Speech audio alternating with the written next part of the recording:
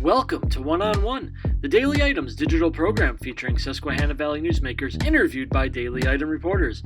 Today's guest is Shikellamy High School principal Marc Freeman, interviewed by Francis Scarcella.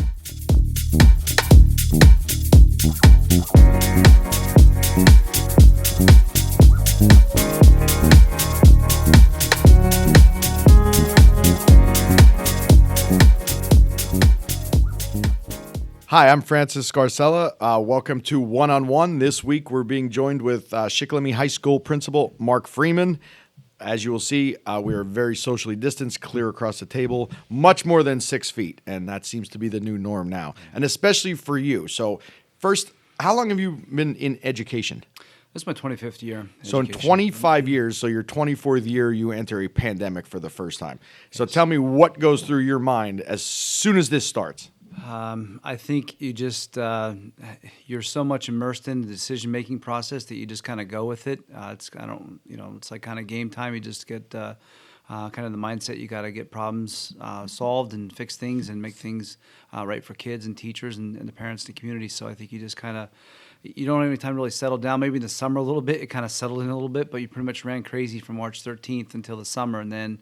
Kind of back this year, we started up, actually, even early in the summer, it kind of really ramped things up again. So not a lot of time to think about it. No, and you're down at the high school every day. So with that being said, recently Shikellamy has announced, it seems to be almost every other day, that there's something else coming out. And that's just not Shikellamy. It's pretty much every school district in the Valley. So when that happens, just tell us what exactly you guys do from an administrative point. You're talking about as far as like cases or changes, or yeah, just everything in general. As soon as you're made aware of a situation where someone is tested positive for COVID-19, whether it be a student or faculty member. Yeah, so you're obviously consulting with the superintendent, Dr. Bendel, getting hold of our school nurse as well, and we all kind of just team up together, and we want to find out when was the person in the building last, who they're in contact with, and then looking at seating charts or busing seating charts, and then kind of doing our own kind of informal contact tracing and following the Department of Health guidelines and getting those students to quarantine so they're safe as possible, but also keeping everybody else safe in high school as safe as possible as well. But so far this year, student-wise, hasn't been really too bad at Shikellamy. So is that because of the policies that were put in place going into this year? And what have you seen as far as students following the policies? Yeah, I think it's been a team effort. The school board, Dr. Bendel, developing a safety plan, and then communication out to the parents and saying, hey, if your kid's not feeling well, don't send them into school. Our school nurse has done a fantastic job, Mrs. Lunger, with any student that has any kind of symptoms, whatever, sending that student home, as well as the custodians cleaning the building. They've done an unbelievable job. It's been a total team effort. And I want to give the students a lot of credit, too. They've followed our procedures. They put up with wearing masks all day long and carrying shields around. So I think it's been a team effort across the board to really keep us in school this long and keep us as safe as possible. How about as far as administration themselves? Like I said, you're around it all the time. So maybe a teacher wasn't there or a student wasn't there, but you're around it all the time. Do you get nervous yourself or for administrators? And have you guys been tested at all? No, I have not, and I don't really get nervous about it too much. Again, you're more concerned about running the building, the kids, the school safety, and the kids' safety, and not really so concerned. I mean, obviously, I got family, concerned about my family and spreading it to them, but not so much for myself. Have you had any complaints from parents so far this year or students about anything going on? I really can't say enough about our parents. They've been absolutely outstanding. This whole community has been so supportive of the school district, and you call and you tell a parent that your kid's got to quarantine, and they're appreciative that you're calling them. They're appreciative that you're on top of it. They're appreciative of your concern for their child's safety. The parents in this community have just been outstanding, and the kids too. And very few students. You get a little griping here and there. They got to carry a shield or wear a mask, but they get it. They understand it, and they've been doing an awesome job. Well, when we come back, that was the before. Now we're going to talk about the moving forward and what's left for the rest of the year. So we'll be right back. Thank you.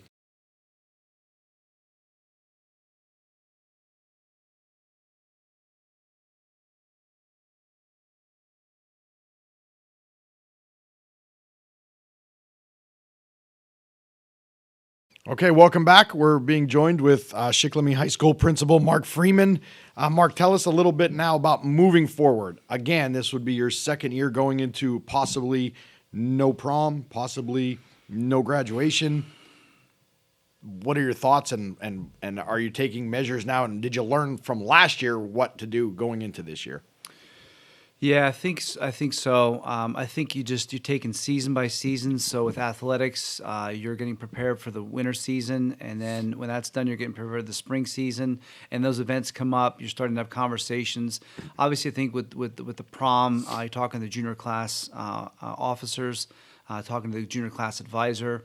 And you're just seeing where you're at. Obviously, communicating with the school board and Dr. Bendel, and we want to have those things. Obviously, we got to make sure things are good and they're going to be safe. But last year I think we learned that we're able to have some kind of graduation. Maybe it's not what we exactly wanted. So hopefully this year we'll have some sort of prom, some of those great events that the kids that we had when we went to school and that we know are great memories in our lives. We hope we can have them again. I mean, are you hearing that from students that are concerned about those kind of things that are coming up? Because in the beginning you think, okay, we're going back to school, but now cases are on the rise. There's just it's just kind of pandemonium all over the place, and nobody kind of knows. So even for you, when you get your directions handed down from above, when they're back and forth with the Department of Health, are you also one of those where you're not sure what day to day is going to bring? Yeah, definitely not sure what day to day is going to bring. I think with as far as the students, I think last year was a big shock for that class going into graduation. And this year, I think kids have kind of settled in knowing that these things might not happen. And they're very accepting of these events not going on, whether it's homecoming or it's a prom. And I know they definitely want these events, but I think they get it. They understand. They see what's going on in the country, and talking to the parents and their families, they want to be safe, and they certainly understand it. So, but hopefully we have hope that we can still have these things come the spring. Is it an ever-changing policy as far as, okay, so now here's this, and now we've had 4 cases or 3 cases, and now you got to do this, and then you got to go backwards, and then you got to count the days on who's quarantined and who's not quarantined? And does it get frustrating and confusing for you guys in your position? Because obviously you want to make sure everybody's right. So do you have to actually physically look at a calendar and say, okay, this person A has been out for 11 days, he has 3 more, and then another case comes in, and it's just, you see what I'm saying? Like the math is really hard for everybody. So yeah, does that exactly get to... right. And that's why you have multiple people looking at it, making sure you're following the dates the calendar right. And it's certainly been a challenge. But like I said, it's been a team effort between all of us, our staff included, and our students, their parents, and administration, just working together to make sure we do things the right way. Because if you're looking at it from the outside, you'll see the reports come out, and okay, one person has tested positive, and then maybe 3 days later another person. But that person who tested positive could have already been quarantined for 10 days, so it looks like they're coming back too quick and stuff like that. Are you getting any of that from even staff itself to say, hey, what's going on? I mean, the numbers game seems to be the hard part for you guys to stay track of. Yeah, and I think you just try to build. I think we've built some trust with our staff and our community. I hope we did at least, and they're trusting that we're doing things the right way. But you're exactly right.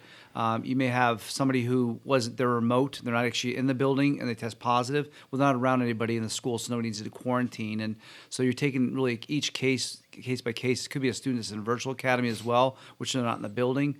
Or if it's an in-person, you're exactly right. When were they there? Were they absent certain days? You have to look at kids' attendance. Were they actually in the room? And so it gets to be a challenge. But like I said earlier, I think it's just everybody working together and making sure you have many eyes on that calendar to make sure you're doing things the right way. So sometimes when those things happen, it takes away from the actual school day because you got to do the math and the numbers and figure all that out. Yes. And with that being said, are substitutes up this year because of that? Are you getting a lot more substitutes Well, coming substitutes have been a real challenge. Actually, less people are subbing. We've had a consistent subs. We've had to work as an administrative team to share substitutes among the buildings. And our elementary principals and middle school principals have been great just helping us out with that. Is that because subs don't want to come into the schools, or is that because they're busy in every other school district? I would say it's probably a combination of both. I think there's some people who definitely don't want to be in the school because of COVID, but also think that there's just a sharing of subs in the area, and a lot of school districts have gone to actually hiring building subs and keeping them within their sub list. So I think less and less are being shared among districts. It's pretty much now I'm a Shikellamy sub, I'm a Danville sub, or Midwest sub.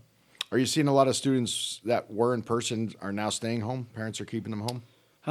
It varies. I think we started out with a large number, then students started to come back, and after our first couple of cases, some started to go back to the remote again. But we're down. I think our high was about 178. We're doing remote, about 220 virtual. We're probably down to 150s right now as far as the remote. So some students made a decision to come back.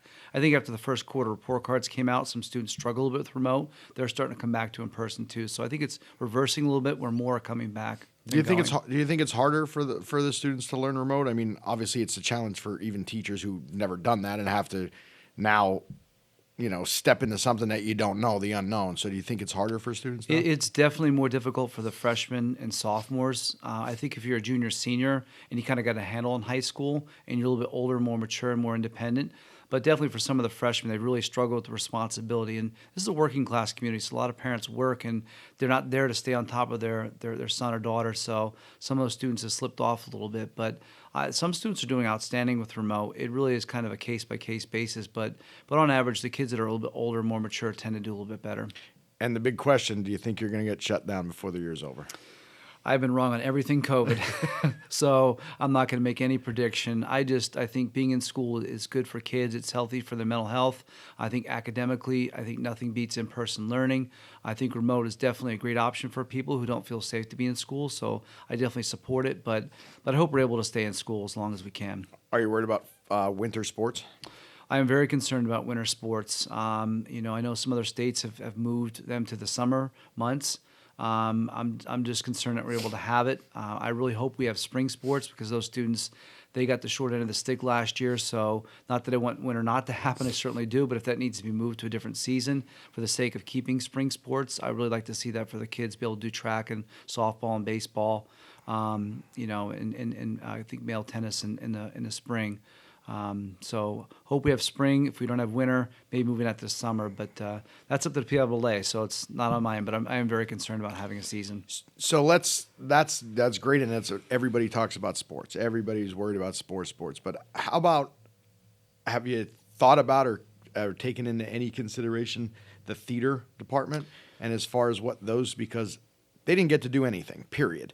And they didn't even get it even when, they're under you guys, not a PIAA, whatever. Mm-hmm. So you can't have people in to come and see, or can you? If you're allowed to have 25% or whatever it is for the capacity for a sporting event, can the people in a production put it on for so many people and maybe go a couple more dates or whatever? But they seem to be the forgotten group all over the place. Well, I've started having conversations back in the summer with Mrs. Boyer, and we've actually started. Forensics has continued. They've adapted. They've gone online, and everything is done remotely. And we're looking forward to doing a play this year. We're moving forward with one. She's looking to adapt the play right now and make it more where it's, not really maybe a singing production, but maybe more of, a dialogue production. So right now we're hopeful that we're moving forward in that direction. We've already started looking at doing a play this year. So would it be in person or would it be videotaped? Well, it's probably going to be a videotape production. She's being very creative and talking to other local directors and seeing what they're doing. So more than likely, it's going to be one where it's recorded and put out there, maybe similar to like a video that's posted on our website. So, yeah. And the last question is, what would be your advice now going forward for the rest of the school year, going into the holidays and coming into the spring for the entire Shikellamy community from the high school's point of view? Yeah, I just think people need to just do the best they can to be smart and intelligent, keeping those small gatherings.